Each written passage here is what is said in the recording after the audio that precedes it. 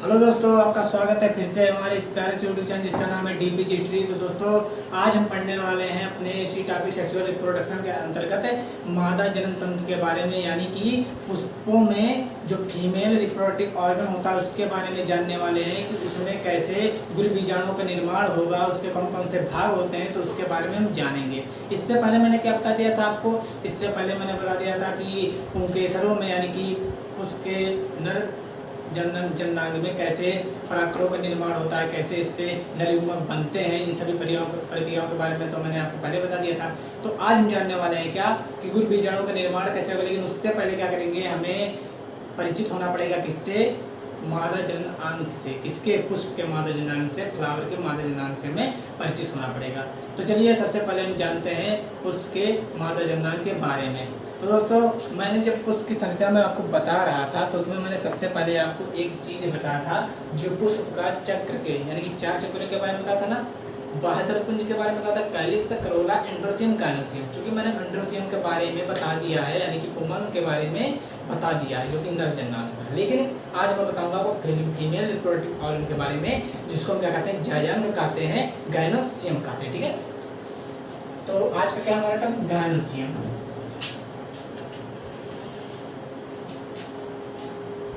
Gynoecium को क्या कहते हैं, जायांग कहते हैं दोस्तों हिंदी में। ठीक है, आज इसी के बारे में हम चर्चा करेंगे।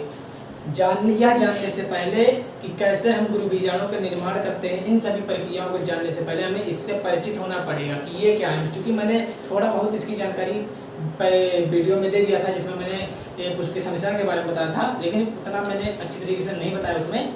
आज मैं इसके गहराई में आपको ले जाऊंगा कि कैसे कैसे गुरु बीजाणु बनते हैं, या इसमें कौन कौन से भाग होते हैं, किससे ये बना होता है। ठीक है, इन्हीं के बारे में जानेंगे, चर्चा करेंगे। ठीक है, तो गायनोसियम जो है दोस्तों, ये किसके समूह से बनता है आपको पता है, स्त्री केसरों के समूह से। स्त्री केसर को अंडप भी कहते हैं। अंडप क्यों कहते हैं, तो एनसीईआरटी में आप जब देखेंगे, एनसीईआरटी बुक में देखेंगे तो दोस्तों उसमें स्त्री केसर प्लस अंडप भी लिखा है। ठीक है, अंडप कोष्टक में स्त्री केसर लिखा है। ठीक है, इतना तो आपको पता होगा। नहीं पता है तो मैं आपको बता दे रहा हूँ, यानी कि एनसीईआरटी जब बुक देखेंगे तो उसमें अंडप स्त्री केसर एक ही बताया गया। ठीक है, तो जब भी मैं अंडप कहूँ तो स्त्री केसर समझना, स्त्री केसर कहूँगा तो अंडप समझना। ठीक है, और दोनों कहूँगा तो बढ़िया है, आपको समझ में आएगा। ठीक है, तो सबसे पहले क्या करेंगे, हम जानते हैं क्या कि जयांग का निर्माण किससे होता है, स्त्री केसरों के समूह से होता है, अंडकों के समूह से होता है। ठीक है, किससे होता है, कार्पस, CRPELS कार्पस। ठीक है, तो एक किससे बने होते हैं, अंडक से बने होते हैं, यानी कि अंडकों या इसको स्त्री केसर, स्त्री केसर के समूह से कौन बनता है दोस्तों, गायनोसियम बनता है, जयांग बना होता है। इतना तो आपको पता ही है, क्योंकि मैंने पहले बता दिया इसके बारे में। यानी कि अंडकों के समूह से क्या बना, गायनोसियम बना, जयांग बना। ठीक है, इतना तो पता चल गया। अब जरा देखेंगे क्या कि ये जो स्त्री केसर है, ये अंडक जो है, ये क्या है, इनके बारे में थोड़ी चर्चा करेंगे। स्त्री केसर की संरचना बताते हैं तो इसमें कई भागों से मिलकर बना होता है स्त्री केसर। यही तो था, स्त्री केसर कई भागों से मिलकर बना था। तो भाग कौन कौन से हैं, इनके बारे में जानेंगे। उस भाग में हमें किस चीज़ के बारे में जानना है, किसमें गुरु बीजाणु का निर्माण होता है, किनके बारे में हमें अच्छी तरीके से पढ़ना है, इन सभी चीज़ों के बारे में हम संरचना बताएंगे, तो उसमें आपको बता दिया जाएगा। ठीक है, तो चलिए सबसे पहले हम बात करते हैं क्या, एक संरचना बनाते हैं, स्ट्रक्चर बनाते हैं किसका, स्त्री केसर का, या अंडक भी बोल सकते हैं आप इसको। ठीक है, तो जब हम संरचना बनाते हैं तो कुछ इसी तरीके से संरचना होती है किसकी, देखिए ऐसी। ठीक है, ऐसी संरचना तो होती है ना, इतना आपको पता चला। यानी कि ये जो मैं संरचना बनाया किसका है, स्त्री केसर, यानी कि पुष्प के मादा जननांग का मैंने यहाँ पे फिगर बना दिया है। अब क्या करना है, हमें इसके अंदर जाना है, इसके भागों के बारे में जानना है कि किससे किससे मिलकर बनाया, यानी कि कौन कौन से इसमें भाग है, कि कौन से भागों का इसमें समायोजन है। ठीक है, तो इन्हीं के बारे में जानना है। तो चलिए एक एक भाग के बारे में जानते हैं। तो सबसे पहला भाग क्या है, सबसे पहला हम ऊपर से शुरू करते हैं। तो इसमें यानी कि ये इसको हम क्या कहते हैं, इस भाग को क्या कहते हैं, इस भाग को हम कहते हैं क्या, वर्तिकाग्र कहते हैं। ठीक है, वर्तिकाग्र कहते हैं, यानी कि स्टिग्मा कहते हैं इंग्लिश में। ठीक है, इसको हमने क्या कहा, स्टिग्मा कहा, जो कि स्त्री केसरी अंडक का सबसे ऊपरी छोर है। करता क्या है इसके बारे में भी जान लीजिए। ये जो क्या करता है, परागण के दौरान जब परागकण इस पे आते हैं तो इसी के माध्यम से क्या होता है, इसी के माध्यम से इनमें जो होता है परागकणों में परागण नलिका का निर्माण होता है, ठीक है, इसी में। और इसी यानी कि इसमें नीचे जो पोर्शन आएगा उसमें परागण नलिका होती हुई कहाँ पर जाएगी, बीजांड के अंदर प्रवेश करेगी, ठीक है। यही प्रक्रिया होती है निषेचन में, ठीक है। तो निषेचन अभी नहीं बता रहा मैं आपको, वर्तिकाल बताऊं। वर्तिकाल क्या होता है, इसी पे जो होकर परागकण इसी पर आते हैं, परागण के दौरान परागकण इसी पर आते हैं, ठीक है। इतना तो आप सिंपल में जान लीजिए, ठीक है। परागकण किस पे है, वर्तिकाल पे है। अब जरा इसके थोड़ा नीचे जाते हैं, नीचे वाले पोर्शन पे। तो देखिए ये वृत्त समान जो संरचना दिखाई देती है, चूंकि ये भी वृत्त ही है, तो ये जो वृत्त समान संरचना आपको दिखाई देती है उसको हम क्या कहते हैं, वर्तिका कहते हैं। ये सब मैं आपको पहले ही बता चुका हूँ, लेकिन मैं एक बार फिर से आपको रिमाइंड करवा रहा हूँ चीजों को। वर्तिका कहते हैं, स्टाइल कहते हैं, ठीक है, ठीक है। ये वर्तिका हो गया, इतना तो आपको पता था, पहले से ही पता है। अब सोचिए वर्तिका का क्या कार्य है। वर्तिका एक और कार्य करता है, क्या कार्य करता है, ये जो अंडाशय है, अंडाशय इसको क्या करता है, जोड़े रहता है किससे, वर्तिकाग्र से। और एक कार्य क्या करता है, ये जो वर्तिकाग्र पर परागकण आते हैं, जो परागण नलिका का निर्माण करते हैं, वर्तिकाग्र पोलन ट्यूब्स का जो निर्माण करते हैं, इसी वर्तिकाग्र से होते हुए इसे अंडाशय में जो बीजांड होते हैं उसके अंदर प्रवेश करता है। प्रक्रिया काफी लंबी है, इसको मैं शॉर्ट में आपको बता रहा हूँ, इसको काफी डीपली पढ़ना पड़ेगा क्योंकि निषेचन है, निषेचन को हवा में नहीं रहती, ठीक है। तो क्या वर्तिका है और ये क्या वर्तिका की, तीन चीजें हमें पता चली है।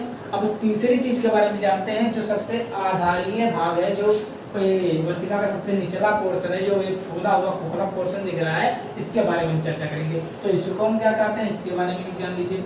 इसको हम क्या कहते हैं, अंडाशय कहते हैं। क्या कहते हैं, अंडाशय कहते हैं, ठीक है। ये क्या है, अंडाशय यानी कि ओवरी, ठीक है। अंडाशय हो गया ना, ये अंडाशय, ये वर्तिका, ये वर्तिकाग्र, इतना हुआ। स्टिग्मा, स्टाइल और ओवरी, ये तीन चीज क्लियर हुई आपकी। अब जरा सोचिए कि गुरु बीजाणु का निर्माण कहाँ होगा, क्या वर्तिका में होगा, नहीं ना। वर्तिकाग्र में होगा, नहीं होगा, क्योंकि मैंने इन दोनों का कार्य बता दिया। पर देखिए अंडाशय जो है, अंडाशय क्या है, अंडाशय के अंदर मैंने जब उसकी संरचना में बता रहा था आपको, तो उसमें क्या पाए थे, अंडाशय के अंदर बीजांड पाए गए थे कि नहीं पाए गए थे। अब उसी बीजांड को ही क्या कहेंगे हम, आगे चलकर जब बीजांड में वृद्धि होता है, विकास होता है, निषेचन के फलस्वरूप वही बीज में बदल जाता है। तो इन सभी चीजों के बारे में जानेंगे धीरे धीरे। तो इसके अंदर क्या पाया जाए, इसके बारे में हम जानते हैं, ठीक है। एक चीज और जानते हैं, क्या, ये जो जयांग है, ये जो होता है किसका, यानी कि उसका कौन सा जननांग है, जरा ये बताइए। मैंने आपको पहले ही बता दिया इसके बारे में, क्या था ये, पुष्प का मादा जननांग था। ये क्वेश्चन उठ सकता है कि जयांग जो एगाइनोसियम होता है वो पुष्प का कौन सा अंग होता है, नर जननांग या मादा जननांग। तो आपको पता है भैया कि ये पोर्शन स्त्री केसर से मिलकर बना है, अंडकोश से मिलकर बना है, तो कौन सा भाग होगा, मादा जननांग होगा, मेल रिप्रोडक्टिव ऑर्गन होगा ही होगा, ठीक है। इतना तो आपको पता है। अब जरा हम बात करते हैं, क्या, ये जो पूरा स्त्री केसर दिख रहा है, एक पुष्प में एक स्त्री केसर भी हो सकता है, एक से अधिक स्त्री केसर भी हो सकते हैं, ठीक है। ये जो स्त्री केसर है, जो स्त्री केसर आपको दिख रहा है, एक पुष्प में एक स्त्री केसर भी हो सकता है, एक से अनेक स्त्री केसर भी हो सकते हैं, अंडक हो सकते हैं। एक है तो चलिए कोई बात नहीं, लेकिन जब एक से अधिक है तब क्या, यानी कि समूह है ना, समूह है स्त्री केसरों का, तब क्या होगा। तो इन्हीं के बारे में चलिए जानते हैं।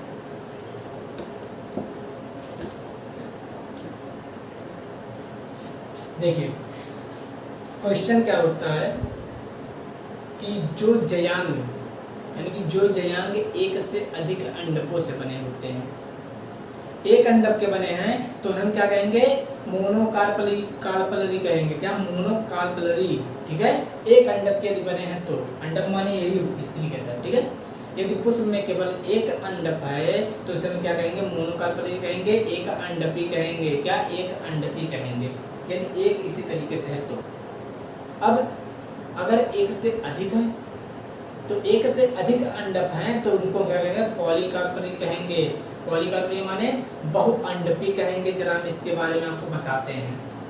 देखिए है क्या, मैंने कहा एक अंडपी कहा ना, एक अंडपी कहा, यानी कि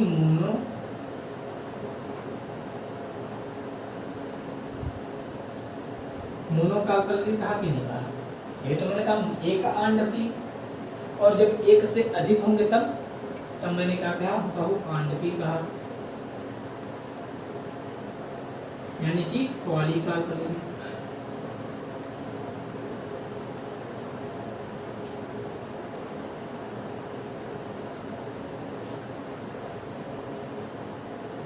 ठीक है, ये क्या हो गया, पॉलीकार्पली। मोनोकार्पली और पॉलीकार्पली यानी कि एक अंडपी और बहुआंडपी। तो इसका परिभाषा सिंपली तौर पे आप जान सकते हैं कि जिस पुष्प में केवल एक अंडक हो, एक वर्तिकाग्र हो, उसे क्या कहेंगे, एक अंडपी कहेंगे, मोनोकार्पली कहेंगे। लेकिन जिस पुष्प में एक से अधिक अंडक होते हैं तो उन्हें बहुआंडपी कहते हैं, क्या कहते हैं, पॉलीकार्पली कहते हैं। इतना तो आपको आइडिया मिल ही चुका होगा। ठीक है, अब बात आती है क्या कि ये जो एक अंडपी संरचना है, क्या है, एक अंडपी, ठीक है, ये पाई किन में जाती है, उदाहरण क्या है, इसके पौधों के उदाहरण क्या है, ये क्वेश्चन होता है। तो जरा मैं उदाहरण भी इसका बता देता हूँ कि इसके कौन कौन से उदाहरण हैं। देखिए, इसमें मैं यहाँ पे देता हूँ उदाहरण, ठीक है, उदाहरण एग्जाम्पल देखिए। एक तो हो गया आपका मटर हो जाता है, ठीक है, मटर एक अंडपी होता है, उसमें केवल एक स्त्री कैसे कह सकते हैं, एक अंडा पा लेते हैं, ठीक है, पहला हो गया। आपने सेम का नाम तो सुना होगा, सेम, ठीक है, ये सेम और मटर, ये जो पौधे होते हैं इनमें क्या होता है, एक अंडपी संरचना पाई जाती है, उसमें केवल एक अंडक होते हैं, मोनोकार्पली होते हैं ये पुष्प। ठीक है, इतना आपको पता चला। अब जरा सोचिए बहुआंडपी क्या है। बहुआंडपी में बहुत से त्रिकेसर होते हैं, लेकिन इनकी संरचना कैसे होगी, इनके अंडाशयों की संरचना कैसे होगी, इनके बारे में भी जानना है। दो स्थितियां इसमें होती हैं, इसके दो प्रकार होते हैं, इन्हीं के बारे में भी जानना है। ठीक है, तो चलिए इनके प्रकारों के बारे में पहले हम जान लेते हैं।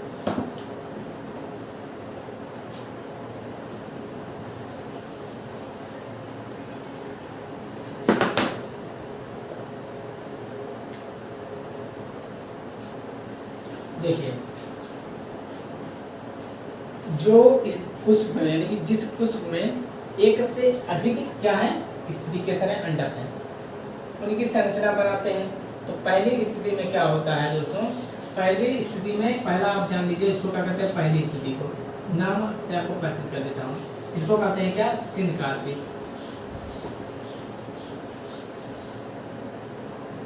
सिनकार्पस कहते हैं। ठीक है, पहला स्थिति है। इसमें होता क्या, इसके बारे में जानते हैं। देखिए, इसमें क्या होता है, इसमें जैसे एक मैं अंडाशय बना ले रहा हूँ, इसमें क्या होता है, एक से अधिक हमें ये क्या दिखाना है, अंडक दिखाने, यानी कि क्या दिखाने हमें, इस तरीके से दिखाने। देखिए ऐसे 1 2 3, ठीक है। अब जरा देखिए इस संरचना को आप लोग को कैसा दिख रहा है।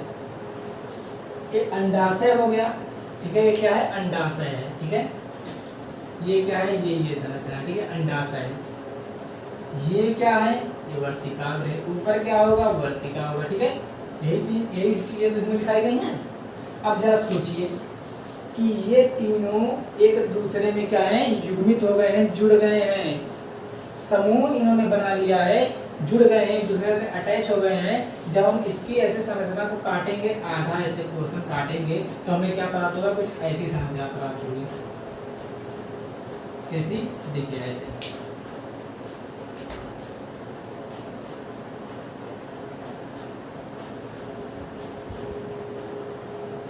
ठीक है, इस तरीके से आपको इसकी आंतरिक संरचना देखने को मिलेगी। यानी कि क्या हुआ कि इसके जो तीनों स्त्री केसर थे ऐसे ऐसे अलग अलग, ठीक है, ये जो इसका अलग होगा, इसका अलग होगा, ये क्या हो गया, एक दूसरे में जुड़ गए हैं, और जब जुड़ गए हैं तो ऐसी संरचना को हमने क्या कहा, सिनकार्पस कहा।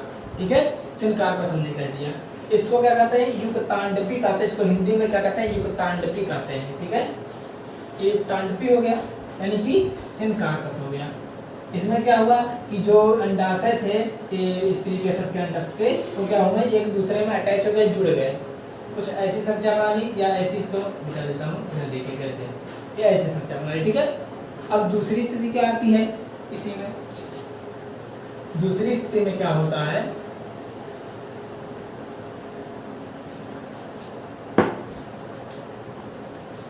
दूसरी जो इसके प्रकार है उसको क्या कहते हैं दोस्तों, उसको कहते हैं क्या,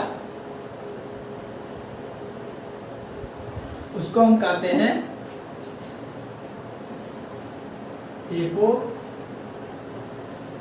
एपोकार्पस कहते हैं। अब एपोकार्पस क्या है, जरा ये सोचिए, एपोकार्पस क्या है।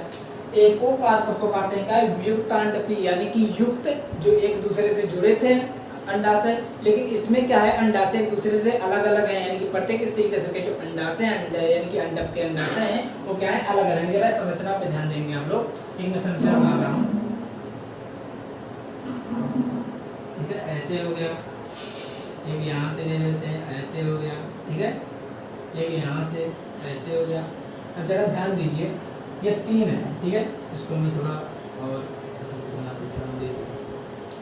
ये क्या है, यहाँ पे 3 ऐसे अलग अलग क्या है दोस्तों, ये 3 क्या है, अलग अलग स्त्री केसर है या कह सकते हैं अंडा है, ये 3 अलग अलग है। अब देखिए अलग अलग दिखाई दे रहा है कि नहीं, ये एक अलग हो गया, एक अलग है, एक अलग है, यानी कि अलग अलग है, तो जाहिर सी बात है युक्तांडपी तो हुए, यानी कि एपोकार्पस हुए कि नहीं हुए ना एपोकार्पस।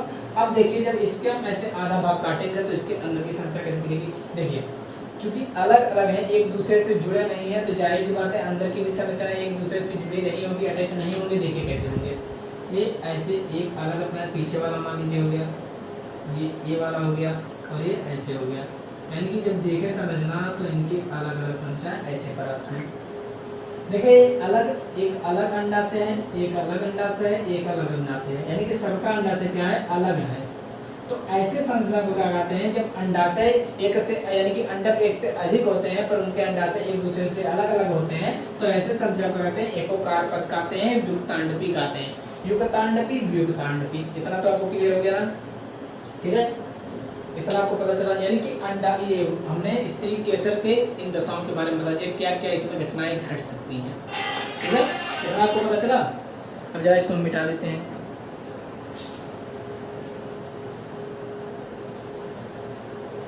अब हम आते हैं फिर से अपनी इसी संरचना पर आते हैं। अब देखिए जरा क्या देखेंगे आप लोग, इसके अंदर जब आप देखते हैं, क्या इसके अंदर मैंने क्या कहा था, बीजांड होंगे, अंडाशय के अंदर तो बीजांड होंगे। तो जरा देखिए कुछ ऐसी संरचना होगी, ऐसे मान लीजिए पट्टी है, इस पे ऐसे क्या होंगे, ऐसे बीजांड जो होंगे दोस्तों, ऐसे इस पर ऐसे लगे रहेंगे, ढेर सारे बीजांड ऐसे एक दूसरे के ऐसे रहेंगे। देखिए तो ये क्या हो गया दोस्तों, इसे हम क्या कह दिए, बीजांड कह दिए, क्या कह दिए, बीजांड, ठीक है, बीजांड है, ठीक है, बीजांड हो गया, ओव्यूल हो गया। अब जरा सोचिए ये क्या है, किससे जुड़े हैं, जरा सोचिए बीजांड किससे जुड़ा होता है, बीजांडसन से जुड़ा होता है। मैंने ये भी इसके बारे में मैंने उसकी संरचना में बता रहा था इससे पहले, तो इसके बारे में पूरा बता दिया था। यानी कि बीजांड जो होते हैं बीजांडसन से जुड़े होते हैं कि नहीं जुड़े, तो जुड़े होते हैं, ठीक है, इतना तो क्लियर है ना। अब जब ये बीजांडसन से जुड़े हैं तो क्यों जुड़े होते हैं, इसके पीछे भी एक कारण है। देखिए बीजांडसन क्या होता है, अभी मैं आपको पहले इसके एक मान लीजिए इसका हम सिर्फ इसी के बारे में आपको बता रहे हैं, इस संरचना के बारे में जब देखते हैं इस इतने के बारे में, तो देखिए कैसा हो जाता है संरचना, ठीक है, संरचना कैसा हो जाता है इसके बारे में हम बात करेंगे।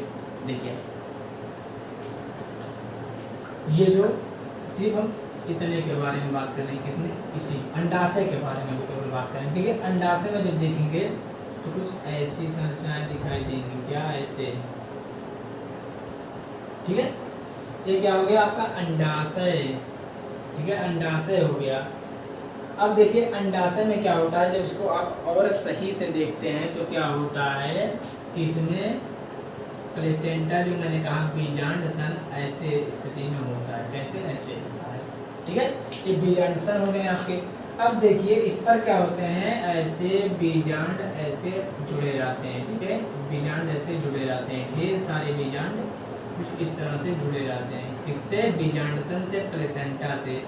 अब सोचिए प्लेसेंटा को हम अपरा भी कह सकते हैं। अपरा क्या होता है, जब आपको पढ़ाया जाएगा मानव जनन तंत्र, तो मानव जनन तंत्र में क्या होता है, स्त्री के गर्भाशय में जो शिशु होता है, शिशु क्या होता है, अपरा के माध्यम से स्त्री के गर्भाशय से जुड़ा होता है और इसी अपरा से क्या होता है, शिशु को पोषण प्राप्त होता है। तो जरा सोचिए दोस्तों, ये बीजांड किससे जुड़े हैं, बीजांड सन या अपरा से तो जुड़े हैं ना, अपरा से जुड़े हैं, प्लेसेंटा से जुड़े हैं।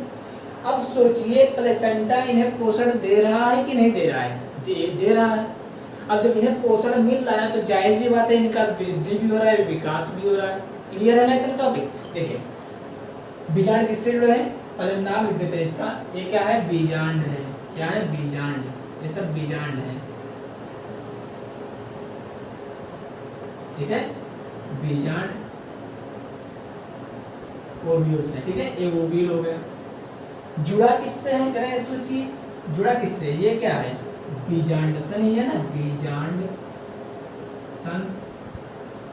ये हम कह सकते हैं अपरा कह सकते हैं, इसको कुछ भी आप कह सकते हैं, बीजांड सन कह सकते हैं, अपरा कह सकते हैं, या हम कह सकते हैं इसे इंग्लिश में प्लेसेंटा कह सकते हैं, ठीक है। इतना चीज हो गया, यानी कि आप बीजांड कहिए, अपरा कहिए, प्लेसेंटा कहिए, प्लेसेंटा तो इंग्लिश नाम जाता है वैसे, ठीक है। तो ये किससे जुड़ा है, बीजांड प्लेसेंटा से जुड़ा है कि नहीं जुड़ा है। अब जरा सोचिए कि ये तो रही भैया अंडाशय, तो अंडाशय की ये ऊपरी वाली परत क्या कहलाएगी, किसी से ढका है ना, अंडा से ढका ही तो है, किसी से अंडा से परत से ढका है। तो जरा सोचिए जिस कोई चीज जब जिससे ढका होता है तो वह भित्ति आवरण होती है, तो इसे हम क्या कहते हैं दोस्तों, इसे हम क्या कहते हैं, अंडाशयी भित्ति, अंडाशयी भित्ति, ठीक है। भित्ति से कहते हैं, अंडाशयी भित्ति कहते हैं, इतना तो क्लियर हो गया। क्या है, अंडाशयी भित्ति है। इसको क्या कहते हैं इंग्लिश में, ओवरी वाल कहते हैं, ठीक है। क्या कहते हैं, ओवरी वाल कहते हैं। इतना आपको पता चला। ये अंडाशयी भित्ति हो गया, इसके अंदर क्या पाए जा रहे हैं, बीजांड सन पाए जा रहे हैं। बीजांड सन से कौन जुड़ा है, बीजांड जुड़े हैं कि नहीं जुड़े हैं। अब सोचिए, अब जरा सोचिए, बीजांड सन जब इसे बीजांड को पोषण दे रहा है, पोषण दे रहा है ना, बीजांड सन ही तो दे रहा है, तो बीजांड सन बना किसका है, ये भी तो सवाल पूछ सकता है। पोषण आखिर कैसे दे रहा है, जैसे हमने पढ़ा था कि लव बीजाणु को पोषण कौन दे रहा था, टेपिटम दे रहा था, मध्यस्तर दे रहे थे। तो इसी प्रकार से क्या हो रहा है, बीजाणु को पोषण बीजांड सन दे रहा है कि नहीं दे रहा है, अपरा दे रही है कि नहीं दे रही, दे रही ना, प्लेसेंटा दे रही है पोषण। अब देखिए ये जो अपरा होता है दोस्तों, इसकी मैं बात कर रहा हूँ, इसकी, ये किसका बना होता है, ये बना होता है किसका, संवहन तक का, संवहन ऊतक का बना होता है। कहोगे संवहन ऊतक क्या है, क्लास 11th का टॉपिक है, जब ऊतक के बारे में आपको पढ़ाया जाता है। तो संवहन ऊतक के बारे में आपने पढ़ा होगा कि इसमें क्या आते हैं, जाइलम आते हैं, क्या आते हैं, जाइलम आते हैं, प्लस क्या आते हैं, फ्लोएम आते हैं, ठीक है। अब जाइलम फ्लोएम क्या करते हैं, जल और भोजन का संवहन करते हैं, किसमें, पादपों में।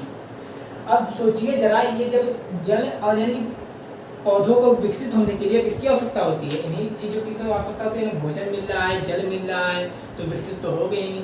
तो क्या हो रहा है, जब बीजांड किससे जुड़े हैं, यानी कि ओव्यूल से जुड़े हैं, किससे, प्लेसेंटा से, तो प्लेसेंटा किसका बना है, संवहनी ऊतक का बना है। तो जाहिर सी बात है इनको पोषण प्राप्त हो रहा है कि नहीं हो रहा है, हो रहा है ना। इतना तो टॉपिक आपका क्लियर ही हो गया। जब इन्हें पोषण प्राप्त हो रहा है, जाहिर सी बात है विकास करेंगी, वृद्धि करेंगी। अब इनमें वृद्धि करने पर परिवर्तन क्या होता है, उसके बारे में भी आगे जानेंगे कि क्या क्या इसमें परिवर्तन होता है, ठीक है। इतना आपको पता चल गया। अब जरा देखिए, आपको बता दिया गया क्या, अंडाशय भित्ति के बारे में, संवहन ऊतक के बारे में, यानी कि इसके अंदर के सभी भागों को आपको डिटेल में बता दिया गया। लेकिन अभी इससे भी अंदर हम जाएंगे। अभी हमें क्या जानना होगा, हमें इस एक बीजांड को निकालेंगे और इसके भागों के बारे में जानेंगे। बीजांड में कौन कौन से भाग होते हैं, कहाँ और कैसे अंड कोशिका एक सेल का निर्माण होता है, या कह सकते हैं मादा युग्मक का निर्माण होता है, सिंपली भाषा में, ठीक है। इतना आपको पता चल गया। तो चलिए इससे आगे थोड़ा सा हम जानते हैं।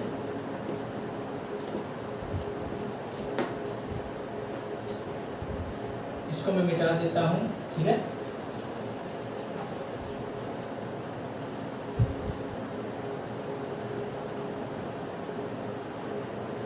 अब इसमें फिर से आइए बीजांड पे।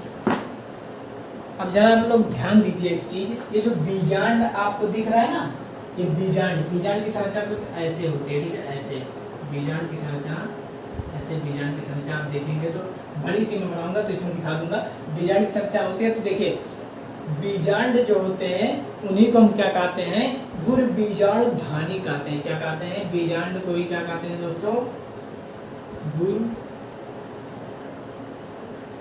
बीजाणु क्या धानी कहते हैं। ठीक है, क्या कहते हैं, गुर बीजाणु धानी कहते हैं। किनको कहते हैं, इन गुरु बीजांडों को क्या कहते हैं, गुरु बीजाणु धानी कहते हैं, क्योंकि इन्हें में ही क्या होता है, गुरु बीजाणु का निर्माण होता है।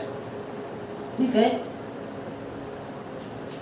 अब एक चीज और उठता है कि अंडाशय में क्या हमेशा बीजांड ही एक समूह में ही पाए जाएंगे, ढेर सारे बीजांड पाए जाएंगे? तो नहीं, ऐसा नहीं है।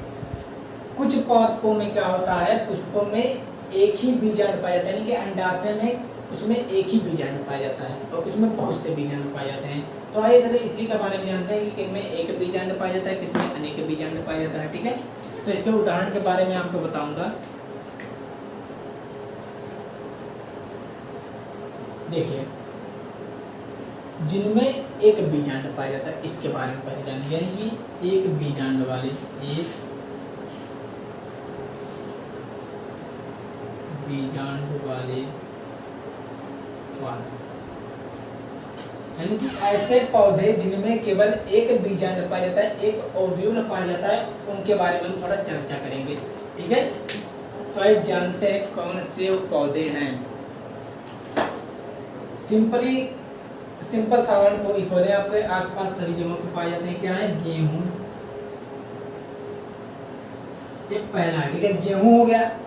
गेहूं के बाद क्या होता है, धान, और इसके अलावा आम हो सकता है, यानी कि आम। इसके अलावा बहुत सारे पौधे हो सकते हैं जिनमें क्या होता है, एक बीजांड पाया जाता है, यानी कि एक बीजांड धारी भी नहीं कह सकते हैं, यानी कि इनके अंडाशय में केवल एक बीजांड पाया जाता है। इनके उदाहरण मैंने बता दिया, क्या, गेहूं, धान और आम बता दिया। अब इसके बाद क्या होता है कि कौन से ऐसे पौधे जिनमें एक से अधिक बीजांड पाए जाते हैं, समूह पाया जाता है। ठीक है, अनेकों बीजांड पाए जाते हैं, ऐसे होता है। तो उनके बारे में आइए जानते हैं, यानी कि एक बीजांड वाले और एक से अधिक बीजांड वाले, एक से अधिक क्या बीजांड वाले,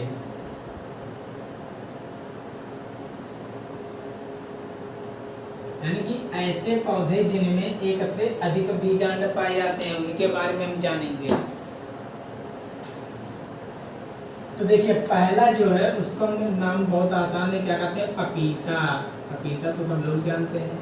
पपीता एक ऐसा पौधा है जिसमें एक से अधिक बीजांड पाए जाते हैं, और इसके अलावा किसमें पाए जाते हैं, तरबूज भी आप लोग जानते हैं। क्या, तरबूज,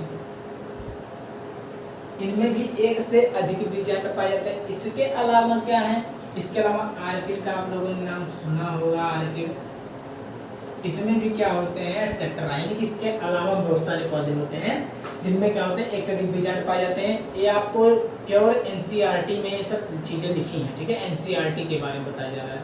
ठीक है, तो ये क्या है, एक से अधिक बीजांड वाले पौधे हैं जिनमें एक से अधिक बीजांड पाए जाते हैं जिनके अंडाशयों में, और जिनमें एक बीजांड पाया जाता है, ये इनके उदाहरण इन पौधों में। ठीक है, अब देखिए, इतना मैंने आज आपको क्या बता दिया कि गायनोसियम या किसका बना होता है, अंडक या स्त्री केसरों के समूह से बना होता है। इतना तो मैंने आपको बता ही दिया है।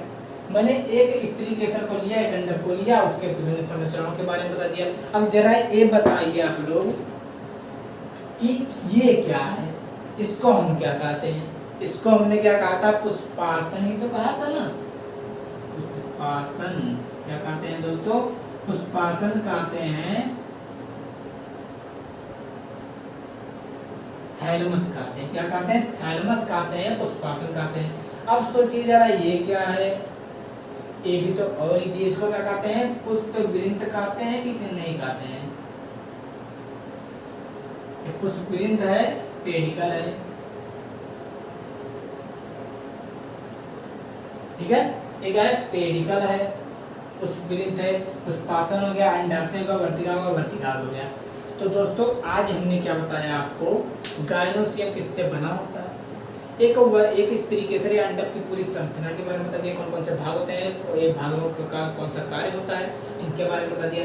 इस अंडाशय के बारे में मैंने आपको बता दिया कि अंडाशय किन अवस्थाओं में किस प्रकार के हो सकते हैं। किन पौधों में एक अंडाशय में एक बीजांड पाए जाते हैं, किन पौधों में अंडाशय में बहुत से बीजांड पाए जाते हैं। ये जो इस तरीके से अंडक है, एक यानी कि ये क्या कहते हैं, एक यानी कि एक स्त्री केसर किसमें पाया जाता है, किसमें अनेक स्त्री केसर पाए जाते हैं, इसके बारे में मैंने बता दिया। तो ठीक है, इतना आज बहुत है।